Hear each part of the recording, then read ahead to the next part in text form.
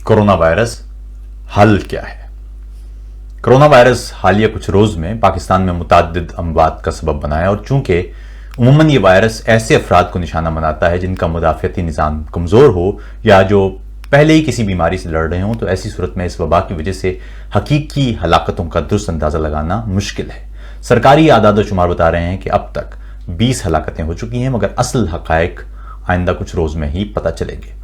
ये वायरस तबाहकुन है, ये हम सब जानते हैं। अहम बात यह है कि हमें दीगर ममालिक खुसूसन इटली से क्या सबक सीखना चाहिए। इटली में पिछले करीब 1 महीने से लॉकडाउन है, मगर वहां हलाकतों की तादाद मुसलसल ज्यादा रही है। यानी ये तादाद ऊपर नीचे तो होती रही है, मगर ना इस वायरस के केसों में कोई वाज़ेह कमी नजर आई है और ना हलाकतों में।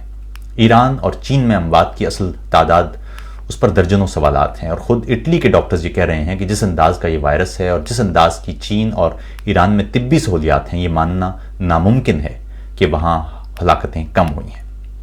इन हलाकतों की तादाद से ज़्यादा अहम यह है कि इटली से सबक क्या सीखा जाए और वो क्या रास्ते अपनाए जाएं कि कोरोना वायरस की वजह से इटली जैसी तबाहकुन सूरत हाल हमारे यहाँ पैदा ना हो। इटली में सेहत का निज़ाम बेहतरीन है, मगर कोरोना वायरस के मरीज़ हस्पताल पहुंचना शुरू हुए तो ये बेहतरीन तिब्बी निज़ाम किसी रेत की दीवार की तरह ढह गया। इटली को देखकर कोरोना वायरस की वबा के खिलाफ पॉलिसी साजी की जाए तो वो मुअस्सर हो सकती है। इसके अलावा हमारे सामने सिंगापुर, ताइवान और चीन की मिसालें भी मौजूद हैं, जहां इस वायरस के फैलाव में नुमायां कमी आई। इससे यह सबक सीखना चाहिए कि हमें सिंगापुर, ताइवान और चीन जैसा क्या इक़दामात करना चाहिए और इटली जैसे कौन सी गलतियां हमें नहीं दोहराना चाहिए, ताकि हमारे यहाँ इस वबा की तबाही को कम किया जा सके। यूरोप और अमेरिका में पॉलिसी साजी में ताखीर का नतीजा आपके सामने है। इटली में इस वबा के हाथों फैलने वाली तबाही, उसकी एक वजह उसकी टाइमिंग थी। ज़ाहिर है उस पर इटली का इख्तियार नहीं था और उसे सिर्फ बदकिस्मती कहा जा सकता है, मगर उसके साथ साथ इटली की हुकूमत ने मुताद्दिद गलतियां भी की, जिसका नतीजा इस खौफनाक हालत की सूरत में बरामद हुआ। खराब टाइमिंग इसलिए कि जब कोरोना वायरस के मरीज इस मुल्क में सामने आए उस वक्त यहाँ कार्निवाल का मौसम था और ऐसे में इज्तिमाआत को रोकना किसी भी हुकूमत के लिए एक मुश्किल काम होता है। मगर सबसे बड़ी गलती जो इतालवी हुकूमत ने की वो थी इस वबा को संजीदगी से ना लेना या इसकी शिद्दत का गलत इदराक। इब्तिदा में ऐसा नहीं लग रहा था कि यह वबा इटली में इतने बड़े बहरान का बायस बन जाएगी, बल्कि इटली की हुकूमत की जानिब से मुल्क में हंगामी हालत का निफाज किया गया तो उस पर भी इतालवी अवाम और नाकदीन ने खासी तनकीद की थी। हालांकि साइंसदान बार बार खबरदार कर रहे थे कि यह वबा चंद ही हफ्तों में एक तबाही बर्पा कर सकती है। इस हंगामी सूरत हाल के बावजूद कई इतालवी रहनुमा और दीगर लोग, समाजी कारकुन वगैरह, वो फरवरी में मुसाफा करने की पॉलिसी पर कायम रहे। बाद में एक सियासतदान जिसने सैकड़ों लोगों से हाथ मिलाया था, उसमें इस वायरस की तशखीस हुई, यानी ये सियासतदान मुमकिन तौर पर दर्जनों अफराद में इस वायरस की मुंतकिली का बायस बन चुका था। मजे की बात यह है कि इससे दूसरे ममालिक को सीखना चाहिए था, मगर कई ममालिक में मुसाफिया न करने की हिदायत को अब तक मजाक समझा जा रहा है। एक और गलती जो इटली से हुई और जिससे सबक सीखे जाने की जरूरत है वो है इस वायरस के इंसदाद के लिए मजबूत और ठोस इकदाम करना और जुज़वी इकदाम से बचना। अभी आप देख रहे हैं कि एक तरफ पाकिस्तान में लॉकडाउन है, मगर दूसरी जानिब शॉपिंग सेंटर्स हों या इबादत गाहें, सड़कें हों या दीगर हुजूम के मराकज़, वहां भीड़ नजर आ जाती है। ये वो गलती थी जो इटली में की गई थी। इटली में इब्तिदा में इस वायरस से ज्यादा मुतासरा इलाकों को तो बंद किया गया था, मगर आस पास के इलाके बंद नहीं थे और अगर उनको बंद किया जाता तो तब तो ये कुछ बेहतरी हो सकती थी, मगर जब तक वो उस इलाके को बंद करते थे तब तक दूसरे इलाके में वबा जोर पकड़ चुकी होती थी और आखिर में नतीजा पूरे मुल्क की बंदिश की सूरत में निकला। इस मामले पर चीन और दीगर ममालिक का रद्द-ए-अमल निहायत मुनज़्ज़म था। मसलन चीन में वुहान को मुकम्मल बंद किया गया और फिर हुबाई के पूरे सूबे को भी बंद कर दिया गया। इससे वहां दीगर इलाकों में इस वायरस की मुंतकिली में कमी आई। अगर इटली इब्तिदा में बड़े हिस्से को मुकम्मल बंद कर देता और वहां से मुल्क के दीगर इलाकों की जानिब नकलो हरकत रोक दी जाती तो हालात बिल्कुल मुख्तलिफ हो सकते थे। हमने अपने यहाँ भी देखा है कि मसलन जिस रोज सिंध में लॉकडाउन हो रहा था उस रोज कराची के रेलवे स्टेशन पर लोग हुजूम बनाकर ट्रेन में सफर करने के लिए तैयारी कर रहे थे, बल्कि हमने वो वीडियो भी देखी कि कोरोना के एक मरीज को एक रेलगाड़ी से उतारा गया जो काफी देर से ट्रेन में दीगर अफराद के साथ सफर कर रहा था। चीन, जनूबी कोरिया, ताइवान और सिंगापुर में इस वबा के खिलाफ सबसे कामयाब हथियार بہت زیادہ ٹیسٹ کرنا تھا، یعنی اگر کسی شخص میں اس وائرس کی تشخیص ہو تو اس سے کسی بھی طرح کا تعلق رکھنے والے یا ملنے والے کو بھی فوری طور پر ٹیسٹ کیا جائے، اور ان افراد میں سے بھی کسی شخص میں تشخیص ہو تو ان سے بھی ربط رکھنے والوں کو ٹیسٹ کیا جائے۔ یہ تیز رفتار ٹیسٹ ہی تھے جن کی وجہ سے سنگاپور، جنوبی کوریا اور تائیوان میں حالات فوراً قابو میں آ گئے، مگر اٹلی میں اس معاملے میں تیز رفتاری نہیں دیکھی گئی۔ اس کا مطلب یہ ہے کہ ہمیں اپنے ہاں بھی تیز رفتار ٹیسٹ متعارف کروانا چاہیے۔ چند چیزیں اس معاملے میں نہایت اہم ہیں اور ضروری ہیں جن پر غور کرنا چاہیے۔ ایک تو یہ وائرس دیگر وائرسز کے مقابلے میں انتہائی تیز رفتاری سے پھیلنے کی صلاحیت کا حامل ہے۔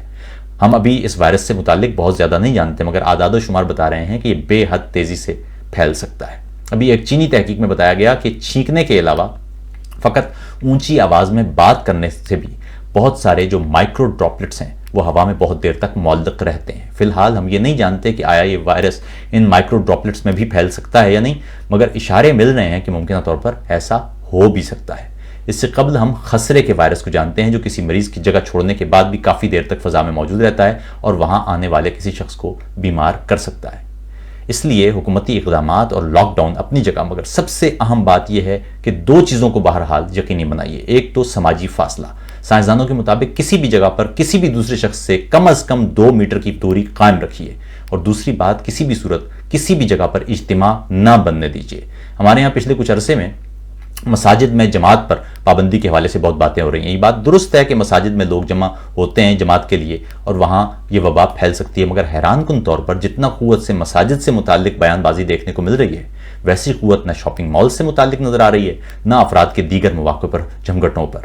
سماجی طور پر یہ ایک خطرناک عمل ہوگا کہ قانون کو امتیازی طور پر مساجد یا مذہبی افراد پر تو لاگو کر دیا جائے، مگر دیگر افراد اس سے مبرہ نظر آئیں۔ زیادہ بہتر ہوگا کہ ایک تو حکومت ہر حال میں ہر طرح کے اجتماع کا رد یقینی بنائے، اور ساتھ ہی لوگ خود بھی ایسے اجتماع اور جتھوں کی حوصلہ شکنی کریں۔ ابھی میں کچھ ویڈیوز دیکھ رہا تھا، وہاں پر لوگ اجتماع میں شریک تھے۔ یہ بات یاد رکھیے کہ لاک ڈاؤن وبا کے پھیلاؤ کی رفتار کو تو سست کر سکتا ہے، اسے ختم نہیں کر سکتا۔ اس وبا کو شکست دینا ہے تو آپ کو خود ذمہ داری کا احساس کرنا ہوگا۔ جس طرح زوردار طریقے سے ہاتھ دھونے پر میڈیا مہم چل رہی ہے، اسی طرح یہ بھی بتانے کی ضرورت ہے کہ سماجی فاصلہ ناگزیر ہے، جبکہ اجتماع زہر قاتل۔ اس وقت حکومت اور ادارے اپنی ذمہ داری ادا کر رہے ہیں، مگر ان سے بہت زیادہ ذمہ داری آپ کے اپنے اوپر ہے۔ اگر آپ یہ ذمہ داری ادا کرنے میں ناکام رہے تو سمجھ لیجئے کہ حکومتی اقدامات رائے گاں جائیں گے اور اس لاک ڈاؤن کا کوئی فائدہ نہیں ہوگا۔ اس معاملے میں ایک اور چیز بھی سمجھنے کی ضرورت ہے کہ ہمارے ہاں ٹیسٹ تیزی سے نہیں ہو رہے۔ ظاہر ہے اس کی وجہ ٹیسٹ کی سہولیات کی کمی ہے، مگر ایسی صورت میں آپ کی ذمہ داری اور بھی زیادہ ہو جاتی ہے۔ دوسری بات، اس وبا کے ہاتھوں اموات کی تعداد اب تک جو آپ کم دیکھ رہے ہیں، اس کا ہرگز مطلب یہ نہیں ہے کہ یہ وبا پاکستان میں آ کر کم خطرناک ہو گئی ہے، بلکہ اس کا مطلب یہ ہے کہ کئی افراد مر رہے ہیں، مگر ٹیسٹ نہ ہونے کی وجہ سے ان کی موت کی وجہ اس بیماری کے بجائے ان کو لاحق دیگر بیماریوں کے کھاتے میں جا رہی ہے۔ اگر یہ وبا پھیل گئی تو آپ اچانک اموات میں تیزی دیکھ سکتے ہیں۔ یورپ اور امریکہ کی مثال آپ کے سامنے ہے۔ اٹلی میں تو یہ تک کہا جا رہا ہے کہ وہ قصبے جہاں عام حالات میں اوسط 35 افراد ماہانہ ہلاک ہوتے تھے، اب وہاں اموات کی شرح 150 تک پہنچ چکی ہے، جبکہ یہ افراد وہ ہیں جن کا ٹیسٹ نہیں ہوا اور نہ ہی یہ اسپتال پہنچے۔ یعنی ہم یہ نہیں جانتے کہ یہ کرونا وائرس کی وجہ سے ہلاک ہوئے یا نہیں، مگر اچانک مختلف علاقوں میں اموات کی شرح بہت بڑھ چکی ہے۔ اس وقت معاملہ انسانی بقا کا ہے، اس لیے آپ کو ہر مذہب اور مسلک سے ماورا ہو کر ایک دوسرے کی مدد کرنے کی ضرورت ہے۔ اس سلسلے میں اپنی ذمہ داریوں کا احساس کرنا سب سے بڑی مدد ہوگی۔ ایسے میں ان ڈاکٹروں، نرسوں، طبی عملے اور پیرامیڈکس کے بارے میں ضرور سوچئے جو آپ کی غیر ذمہ داری کی قیمت اپنی جان کی صورت میں ادا کریں گے یا مجبور ہو جائیں گے اپنی جان دینے پر۔ جہاں تک ممکن ہو لوگوں کو بتائیں کہ ان کو ہر حال میں ذمہ داری کا احساس کرنا ہے، دوسری صورت میں ان کی لاپرواہی کی سزا بیماروں، کمزوروں اور غریبوں کو ادا کرنا پڑے گی۔ ریاست فقط لاک ڈاؤن کر سکتی تھی، وہ اس نے کر دیا، یا فوج یا پولیس کو سڑکوں پر تعینات کر سکتی تھی، وہ اس نے کر دیا، مگر ذمہ دار آپ کو خود بننا ہے۔ اگر آپ خود یہ ذمہ داری ادا کرنے کو تیار نہیں ہیں تو سمجھ لیجئے یہ وبا اتنی آسانی سے آپ کے پاس سے جانے والی نہیں ہے۔ لاک ڈاؤن 1 مہینہ کر لیں، 2 مہینہ کر لیں، لیکن یہ وائرس آپ کا انتظار کرتا رہے گا۔ اس لیے آپ کو خود ذمہ دار ہونے کی ضرورت ہوگی۔ اگر آپ خود ذمہ دار نہیں ہوتے تو وائرس آپ کو ذمہ دار بنا سکتا ہے۔